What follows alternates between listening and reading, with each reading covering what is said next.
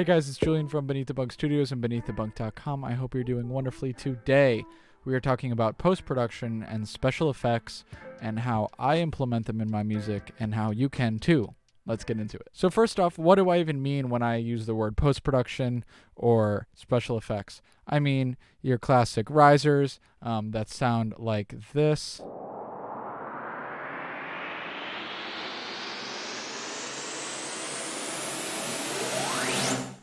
Obviously, they don't always sound that extreme, but anyway, that's an example of a riser. You also have your downers or downlifters, as this pack refers to them as.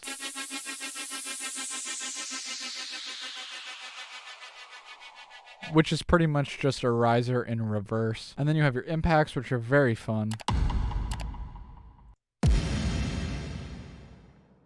Love playing around with those. They're great for adding impact to an area that needs impact. And then you have various other things, like stuff that sounds like this or like this. We're not really going to talk about stuff like that. We're going to focus on risers, downers, and impacts. Now, to talk about this stuff for you, we're going to be looking at a song from a band called Dumpweed that I produced.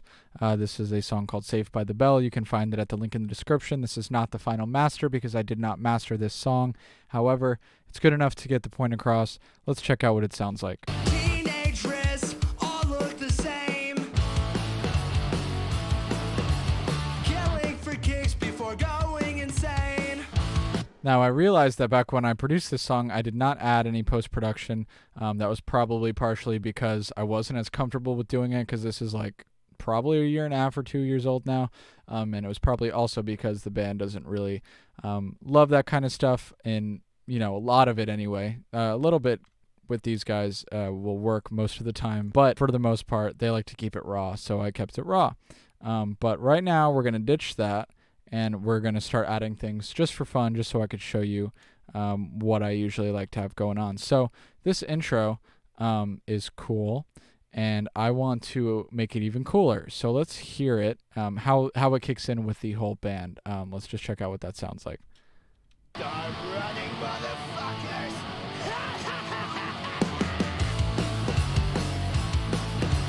So the vocal's cool, the little drum fill is cool, but what if we want to add even more movement into that part where the band kicks in? Well, we can add a riser of some kind. I really like to gravitate towards white noise risers for these kinds of purposes, where it's not really like, you know, a beat where you want like a tonal riser where it's like, ooh, you kind of just want it to be like a shh, like that kind of thing. So we're going to look for something in this somatics pack just to make it nice and easy. That's one of my favorite packs when I'm not using effects that I've made myself. But for now, just for the purposes of this video, we're just going to look at this pack. So we can use reverses for this, and we can even use white noise, and they have down or up. So I'm going to go with up, and I'm going to find something that sounds cool.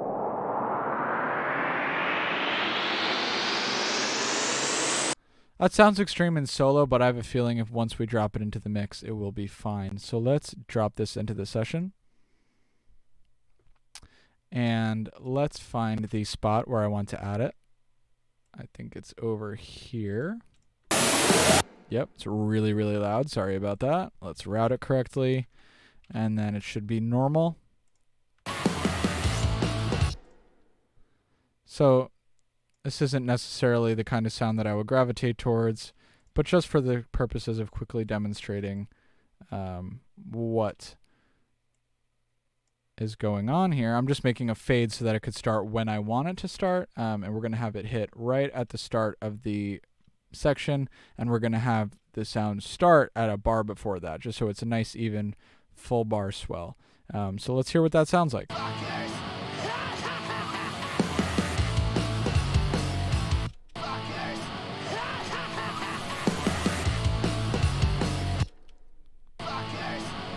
So what I would like to do to further process this is just add a high pass filter and just filter out some of that low end so we don't get as much of that tonality and we just get a lot of the shh.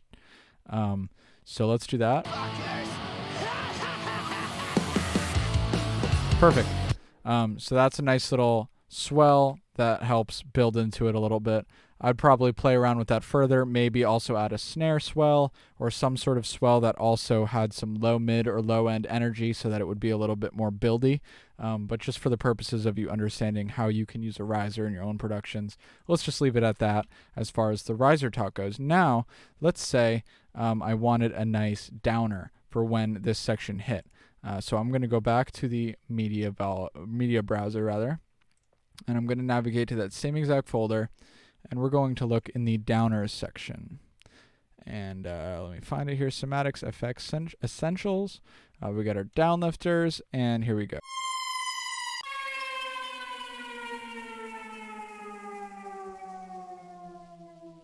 That's actually pretty cool. I'm going to try to use that. No idea if it's going to work at all. But let's find another section of the song that could use something like that. Same. This is my rifle and this is my gun. This one's for fighting and this one's for fun. Cool. So right when it kicks back into the song after the refrain, it could be cool to add something like that just to keep the song moving so the momentum doesn't get disrupted. So let's listen to this hook and let's listen to the downer that I just added.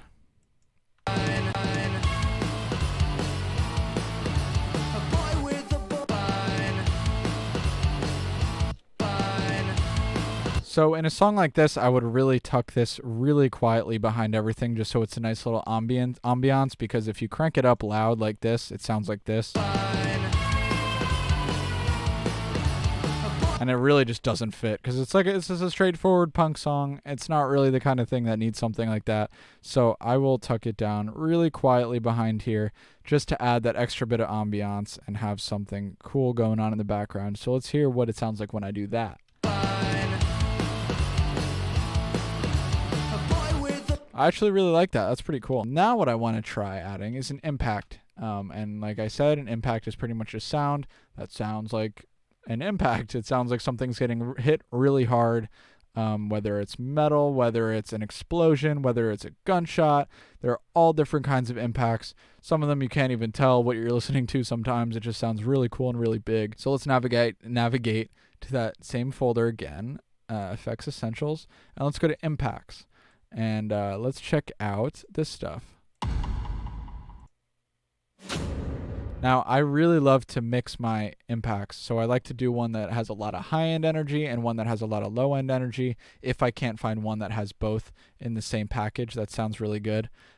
So I'm going to take this one because that sounded like pretty full, probably mostly high-end. So what I'll end up doing is finding an impact that has more low-end, but let's just use this for now.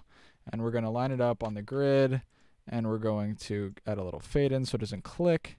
And then we're going to hear what this sounds like after I route it. Turn it down, and this is what it is. And this one's for fun. And this one's for fun. And this one's for fun.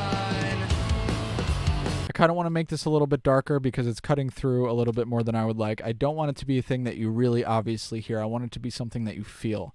And that's usually my goal with impacts. I don't usually want you to be able to hear that there's a gunshot in the song. You know what I mean? I want you to be able to feel it. I want you to the part to feel like it's hitting harder, not to sound necessarily like it's hitting harder, if that makes any sense. Hopefully it does. So let's get rid of some of this top end so it doesn't cut through as clearly. This one's for fun. Now it sounds just a little bit, oomfier. In the low mids and the low end as a result of me low passing it. So I'm going to navigate back to that folder, and I am going to find an impact that has more low end energy that overall just sounds a little bit thicker than that one does, because there isn't that much low end in that one. So I want one that has that. So let's check some of these out.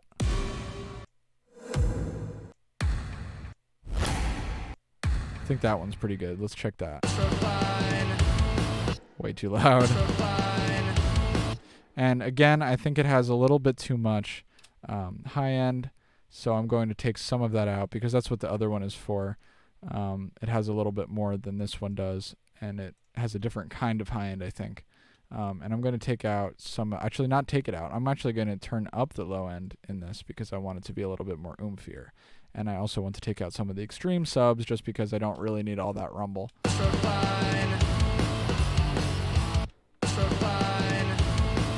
And let's also saturate it because why not? I'm going to use Decapitator. And what I'm hoping for with this is to bring out the reverb a little bit more because right now it just sounds like it's making the kick drum louder, which is cool. That's a nice accent and you could definitely do that. But I want to be able to hear that decay a little bit better.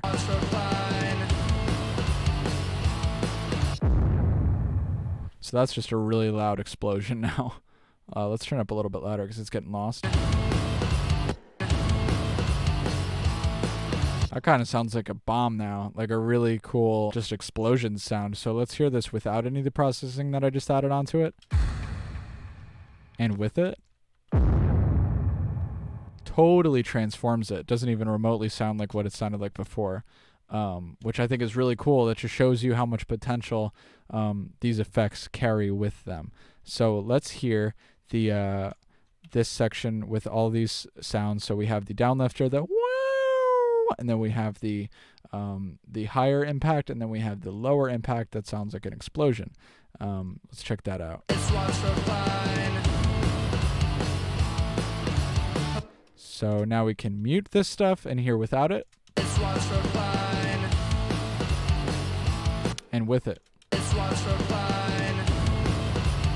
And there you have it. All right, guys, that's all I got for today. I really hope you enjoyed this one. If you did or if you didn't, let me know down below. If you'd like to subscribe, if you'd like to like, please feel free to do those things. Don't be shy. If you have any questions in the comments, drop them down there. And there was a 100% chance that I will answer your question. So do that. Let me know what kind of effects you like to use. Do you like to implement the same kinds of things that I talked about in this video? Do you think the things that I talked about in this video are stupid? I need to do things better. Let me know. I would love to hear your thoughts. I'll talk to you later.